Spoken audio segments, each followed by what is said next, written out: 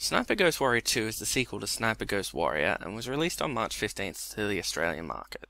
It's a sniper game as one might expect from the title, and it plays very much like 2012 Sniper Elite V2. You play as Sniper Cole Anderson. He's one of the characters from the original game, and he was a private in that one, but now he's a captain, and he still performs sniper duties for the Delta Force. There seems to be a lot of those type of Delta Force captains lately. First we had Captain Walker, who slowly went insane, and now we've got another one. The opening act puts you into the Philippines and establishes the main thrust of the plot. You're on the trail of a lost bioweapon with CIA liaison Agent Diaz, who functions as your spotter for most of the game. The story itself isn't great, it bears a lot of similarities to the first game, and some of those elements are glaringly obvious.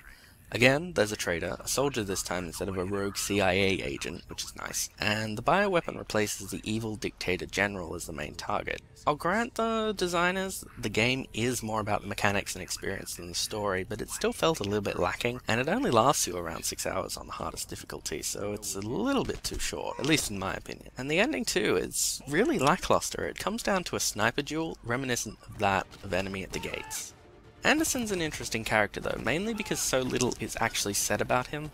You don't really know much. All you really know is he's a Delta Force operative who works with the CIA on occasion, and he's been hunting these bioweapons for years. I guess you get a little bit more background if you played the original Sniper Ghost Warrior, but I haven't, so I don't really know all that much about it. But he's that character that you seem to have in almost every game. The one who's betrayed by the one person that he never thought could possibly betray them. And a lot of this game could come off as his rage-fueled revenge hunt on this very, very bad man. So it's to the game's credit that they humanize him enough that you sympathize with him, instead of seeing him as a stone-cold killer of men, which, let's be honest here, he kind of is. Though, given, from what I understand, that he went through this exact situation in the original, you'd think that he'd have learnt his lesson by now, but apparently not. As a sniper, your role swaps between providing overwatch and being a spotter for the ground assault team, so you'll find yourself using the night vision goggles and the binoculars as often as you do the rifle, but for most of it you'll be playing the sniper role, because, well, it's a sniper game, and you'll be drilling a great many enemies a great many extra holes with a .50 caliber bullet of justice. The controls themselves are fairly intuitive and easy to use, so you won't be cramping your fingers trying to reach a control that's out of the way when you're reaching a sniper position or something like that and you have to quickly duck out of the way before an enemy patrol sees you. You can always remap them if you want to, but unless you're left-handed, they're fairly easy to use, so it's probably unnecessary.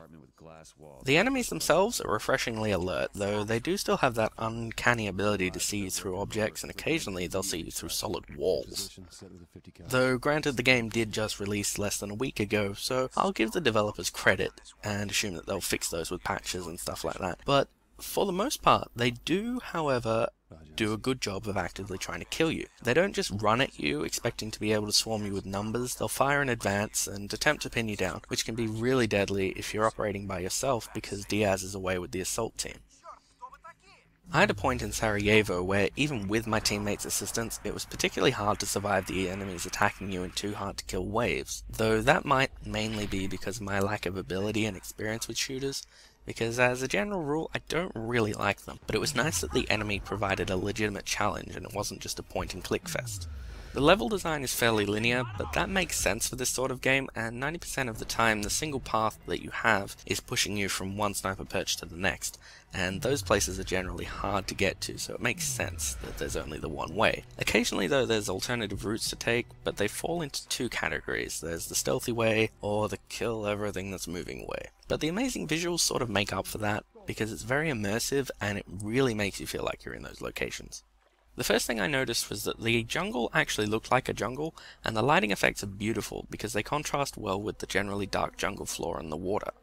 The water effects could use a little work, but overall they're not really anything to sniff at. The water looks fairly fluid and realistic, and this carries over to Sarajevo and Tibet, because in Sarajevo the city looks realistically ruined, desolate and grim, and in Tibet the temple looks old, overgrown with vines and nestled away in mountains that really do look like they touch the sky. The soundtrack too gets an honourable mention because it actually fits in nicely with the setting. The action music in combination with the pressure of making shots does a fairly good job at instilling a real sense that every shot decides whether you live or die. The in-game audio is pretty good, with the guns sounding like their real-life counterparts, though the game goes a bit along the Hollywood route when it uses silencers.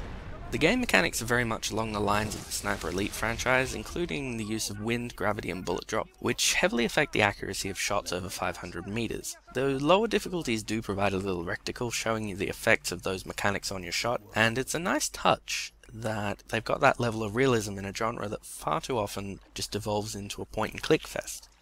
And it really instills an extra sense of accomplishment when you make that 1500 meter shot that's really difficult because of the wind and the gravity without the aid of the game showing you where the bullet will go. It's a lot like Sniper Elite V2 in many ways, understandably because they're both games that focus on a sniper and his missions in enemy territory. Obviously the main difference between them is that Ghost Warrior is set in the modern day, and Sniper Elite is set at the end of World War II. But for someone who's a really big fan of both the original Sniper Elite and Sniper Elite V2, it was surprisingly easy to slip into the role of Captain Anderson, and I enjoyed it almost as much as I did the Sniper Elite series. Being a game that primarily revolves around sniping, there isn't really a way to go through it as a pacifist, though when you're playing a game that's touted as Sniper Ghost Warrior, why would you be playing it attempting to go through in a non-lethal run? The combat strangely has very few of the 2000s shooter norms, including the medkits that you have to pick up when you've been shot and need to dull the pain. It does take into account, again, like the Sniper Elite franchise, that being shot throws off your aim and increases your heart rate, and it's refreshing that it takes that change from the ideals of Call of Duty, where you can take 100 bullets and provided you don't die, you can just fire back as if it was a normal day for you. For the most part, I don't like FPS games, just because they don't really gel well with me. They're an interesting distraction every once in a while, but they're not really my thing.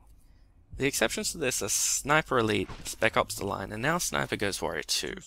For $30 Australian, it's not really all that bad value, even if the campaign is ridiculously short.